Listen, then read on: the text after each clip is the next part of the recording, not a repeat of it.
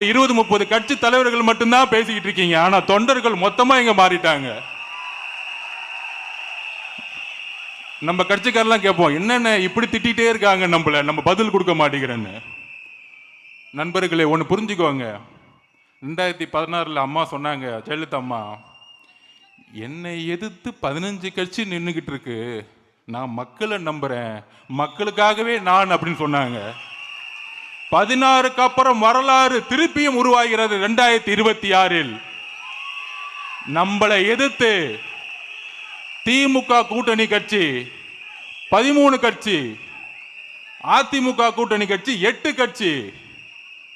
அப்புறம் அடுத்தது இன்னொருத்தர் பேசிக்கிட்டே இருப்பார், பேச வேணாம். அப்ப ஆக மொத்தம் கிட்டத்தட்ட 24 கட்சி. அண்ணன் எப்படின்னு சமாளிக்கிறீங்க அப்படின்னு பக்கத்துல இருந்து கேட்கலான்னு பார்த்தேன். அதுதான் நம்பிக்கை, மக்கள் அவர் மீது வைத்த நம்பிக்கை.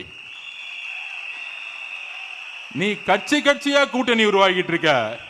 அதுவும் திமுக இப்படி ஆயிடுச்சுன்னா, செங்கோட்டையன் என்ன சொல்லிட்டு இருந்தேன், அண்ணா திமுக இப்படி ஆயிடுச்சுன்னா 2021க்கு அப்புறம், 2021க்கு முன்னாடி எதிர்கட்சியா இருக்கும்போது நம்ம ரொம்ப பிடிச்சி போச்சு, எல்லாத்துக்கும் போராடுவாங்க.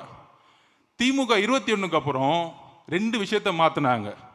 திராவிடம் என்பதுக்கு பதிலாக திருட்டுங்கிற ஒரு வார்த்தையை இருந்துச்சுக்கிட்டாங்க. திருட்டு திமுக, திருடுறது மட்டும்தான் குறிக்கோள், நம்பர் 1. அப்புறம் நம்மளை பார்த்து ஒன்று கேட்பாங்க, தமிழக வெற்றி கழகத்துக்கு கொள்கை இருக்கா? என்னடா அது கொள்கை இருக்காவா?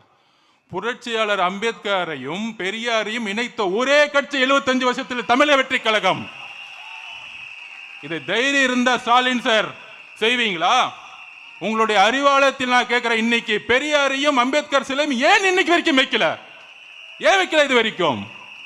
உங்க அப்பா கலைஞரோட சிலையை வச்சிருக்கீங்க, ஏன் பெரியார் சிலையும் அம்பேத்கர் சிலையும் அறிவாலயத்தில் வைக்கலை? இதை சொல்லுங்க பெரியாரிஸ்டுக்கெல்லாம். அண்ணன் திருமாவளவன் இந்த கொஸ்டின் கேட்கட்டும். நீங்க தான் ஸ்டாலின் சார் புரட்சியாளருடைய அம்பேத்கருடைய வாரிசுன்னு பெருமையா பேசிட்டு இருக்கீங்களா ஒவ்வொரு மேடையிலையும்? உங்களை ஒரு அடியாளாக பயன்படுத்திட்டு இருக்காங்க திமுக காரங்க. அதை மறந்துடாதீங்க,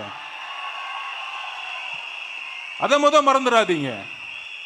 அதிகாரத்துக்கு வர்றதுக்கு முன்னாடி ஒரு நிலைப்பாடு, அதிகாரத்துக்கு வந்த பிறகு ஒரு நிலைப்பாடு. நேற்று சட்டசபையில் பெருமையா பேசிக்கிறாரு. ரொம்ப சந்தோஷமா இருக்கு. என்னோட சாதனையை நானே முறியடிச்சுக்குவேன். என்னப்பா சாதனை பண்ண? அநேகமா அவருக்கு தூக்கத்தில் நடக்கிற வியாதி வந்துருந்துச்சுன்னு நினைக்கிறேன். அப்படியே தூங்கிட்டே நடந்துட்டே